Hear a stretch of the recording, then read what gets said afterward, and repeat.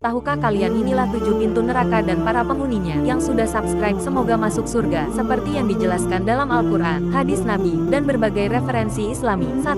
Neraka Jahanam. Pintu pertama ini adalah tempat bagi orang-orang kafir, orang yang durhaka, dan orang-orang munafik. 2. Neraka Hawiyah. Bagi mereka yang amal kebaikannya ringan. 3. Neraka Hutama. Ini adalah tempat bagi mereka yang suka mencela dan menumpuk harta yang dikumpulkan dengan rakus tanpa peduli halal dan haram. 4. Neraka Jahim. Dikhususkan bagi orang-orang sesat, zalim, dan mereka yang bermegah-megahan dalam kesesatan. Jahim adalah neraka bagi jiwa yang menyimpang dan tertipu oleh dunia. 5. Neraka Sakar. Tempat bagi mereka yang meninggalkan salat dengan sengaja. 6. Neraka Laza. Untuk orang yang memakan harta anak yatim, orang-orang yang merampas hak-hak anak yang tak berdaya. 7. Neraka Wail. Pintu ketujuh ini untuk mereka yang curang dalam timbangan dan jual beli. Kecurangan kecil atau besar, semua akan dibayar lunas di neraka Wail. Tahukah kalian inilah 7 hal yang bisa menerangi alam kubur kita nanti? Sebelum kita lanjut, buat kamu yang selalu haus akan fakta-fakta menarik dan penuh hikmah, jangan lupa subscribe channel ini. Semoga ilmu yang kamu dapat membawa berkah, dan insya Allah kita semua dijadikan penghuni surga. Amin. Semua manusia pasti akan mati,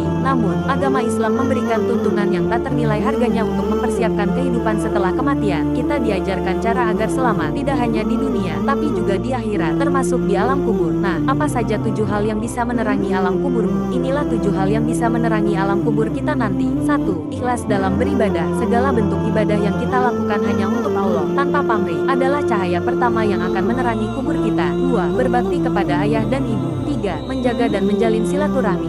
4. Menggunakan waktu dengan bijak. 5. Tidak menuruti hawa nafsu. 6. Bersungguh-sungguh dalam menjalankan perintah Allah. 7. Banyak berzikir kepada Allah. Inilah 4 cara menangkal santet di rumah kita menurut Islam yang paling ampuh. Yang sudah subscribe semoga masuk surga. Santet atau sihir adalah ancaman nyata yang bisa menyerang siapa saja dan kapan saja. Namun, sebagai seorang muslim, kita tidak perlu khawatir secara berlebihan, karena Islam sudah memberikan solusi untuk menangkal santet. 1. Perbanyak membaca Al-Quran di rumah. Menghidupkan suasana rumah dengan bacaan Al-Quran bukan hanya menenangkan hati, tapi juga melindungi penghuni dari santet dan gangguan gaib lainnya. 2. Membaca ayat kursi. Ayat kursi dikenal sebagai salah satu ayat terkuat dalam Al-Quran, memiliki khasiat luar biasa untuk menangkal berbagai bentuk sihir, termasuk santet. Bahkan, banyak yang percaya bahwa ayat kursi bisa menjadi pelindung dari kesurupan, santet, dan pelet. 3. Surat Al-Baqarah. Surat Al-Baqarah bukan hanya panjang, tapi juga penuh dengan ayat-ayat yang bisa melindungi kita dari kejahatan sihir. 4. Surat Al-Falaq dan Anas. 2 surat terakhir dalam Al-Quran sering disebut sebagai ayat perlindungan terbaik. Kedua surat ini sangat dianjurkan untuk dibaca sebagai bentuk permohonan perlindungan kepada Allah dari segala bentuk bahaya. Kalian pasti pernah mendengar burung gagak bertengger di atas rumah pertanda bahaya atau kematian, dan seperti apakah pandangan Islam tentang hal ini? Yang sudah subscribe semoga masuk surga. Banyak yang percaya bahwa kehadiran burung gagak adalah tanda akan adanya kematian, entah karena sakit, kesialan, atau kecelakaan. Tapi, apakah ini fakta atau sekadar mitos yang tak berdasar? Dari riwayat Abu Hurairah, Rasulullah SAW bersabda, tidak ada penularan penyakit, tidak ada burung penentu nasib baik dan buruk, tidak ada burung hantu pembawa sial, dan tidak ada bulan safar yang membawa kesialan atau keberuntungan. Hadis riwayat Bukhari dan Muslim. Jelas sekali,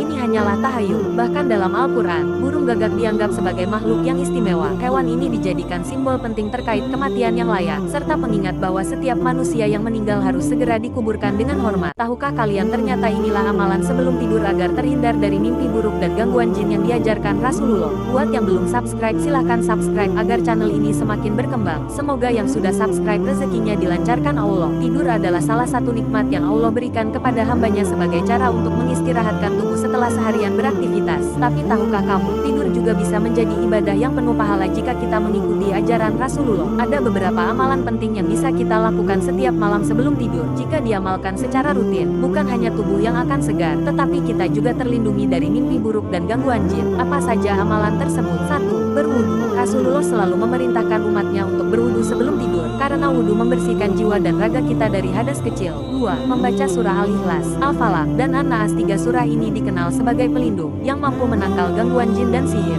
3. Membaca ayat kursi, ayat yang sangat kuat dalam melindungi kita dari segala macam gangguan makhluk halus. 4. Berbaring miring ke kanan.